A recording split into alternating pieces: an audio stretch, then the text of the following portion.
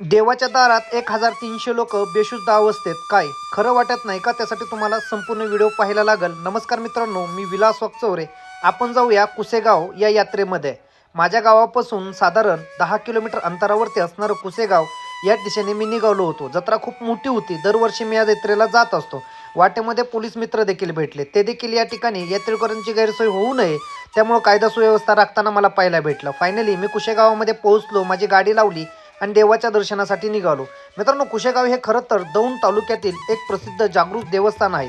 तिथं श्री बानोबा देवाची मोठी यात्रा भरत असते. या यात्रेचं वैशिष्ट्य म्हणजे काय? या ठिकाणी देव आणि दानव यांच्यामध्ये युद्ध होतं.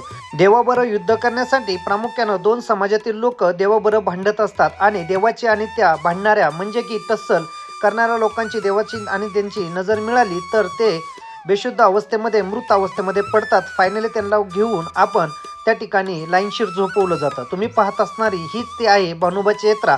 पुढील भागामध्ये तुम्हाला पाहायला भेटणार म्हणजे टस्सल होते म्हणजे नक्की काय होते किंवा बानोबा देवाची या ठिकाणी जत्रा का भरवली जाते हे देखील मी पुढील भागामध्ये सांगणार आहे. फायनल मी देखील त्या कुसेगावच्या जत्रेमध्ये गेलो. मला माझे काही मित्र भेटले आणि मी त्यांच्याबरोबर व्हिडिओ काढत बानोबाच्या जत्रेचा देखील मी आनंद घेत होतो. नक्कीच मित्रांनो, आपल्याला हा व्हिडिओ कसा वाटला बोला सर्वांनी. श्री बानोबाच्या नावानं चांग भलं. पुढील भाग नक्की पाहायला विसरू नका.